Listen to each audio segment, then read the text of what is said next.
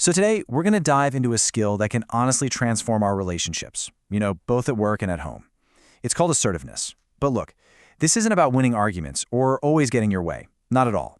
It's really about finding balance. Let's get into it. Have you ever been in a situation where you just felt stuck? Like you literally couldn't stand up for your own time or your own needs? It's this feeling of powerlessness that is just so incredibly frustrating, and I bet we've all been there. Let's look at a few examples that might hit a little too close to home. Okay, picture this. Her name's Valerie. She has plans, big plans. She's supposed to meet her partner for dinner at 6. But then, at 5 minutes to 5, her boss drops a report on her desk and says it needs to be ready for a meeting first thing tomorrow.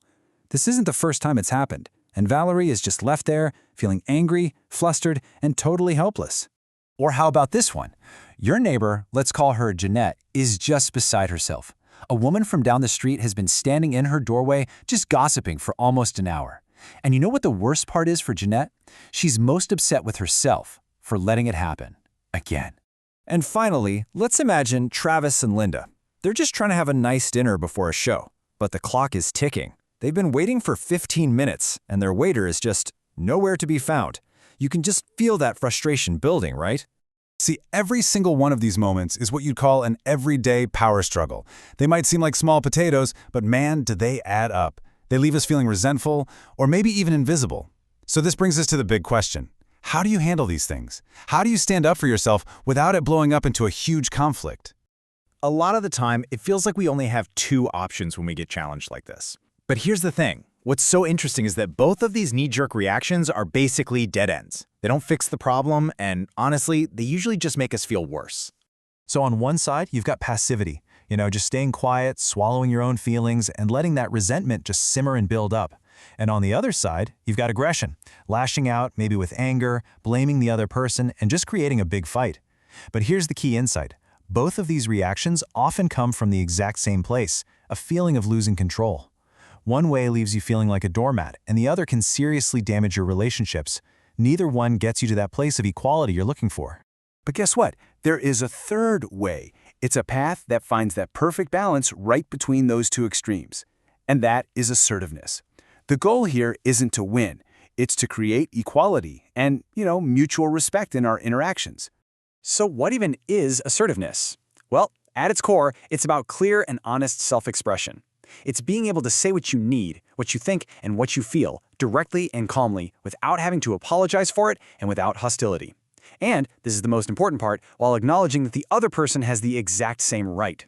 It's all built on a foundation of mutual respect. Now, the principles we're digging into today come from this landmark book, Your Perfect Right. And I'm not kidding, for almost 50 years, professionals have called this the Bible of assertiveness. And there's a good reason for that. It gives such a clear, effective way to build this absolutely essential life skill. There's a quote from the book that just perfectly captures the whole idea. It says, "Be fair with others and then follow up with them until they are fair with you." I love that. Think of it like a two-step dance. First, you act with respect. Then, you calmly and persistently hold your ground until that respect comes back to you. It's not about making demands, it's about balancing the scales. Okay, we really have to clear something up here, because the word assertive, it gets a bad rap. A lot of people mix it up with being pushy or selfish or even aggressive. So let's be crystal clear about what assertiveness is not. Being assertive is not about steamrolling people to get your way. It is not a secret tool for manipulation. It's not an excuse to be selfish or rude. And it is absolutely not about bullying someone or getting what you want by making someone else lose. The real goal is a win-win, or at the very least, a situation where everyone's dignity is still intact. Okay, so this all sounds great in theory, right? But how do you actually do it? How do you go from being passive or aggressive to being assertive right there in the moment? Well, it actually breaks down into a really simple, practical process. It's really just 3 simple steps. First, just take a breath and figure out what you're actually feeling. Are you frustrated? Anxious? Disrespected? What do you need right now? Second, state that need or feeling as a simple, clear fact. Use I statements like, "I feel frustrated when," or "I need to leave now to be on time." And finally, always remember step 3. Respect the other person's position. You're not attacking them, you are just stating your own reality.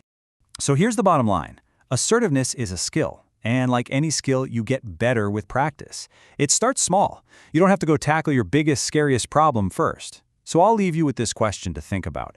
Where is one small opportunity in your life this week, maybe at a coffee shop, with a colleague, or on the phone, where you could try choosing this path of balance instead of just defaulting to silence or to anger?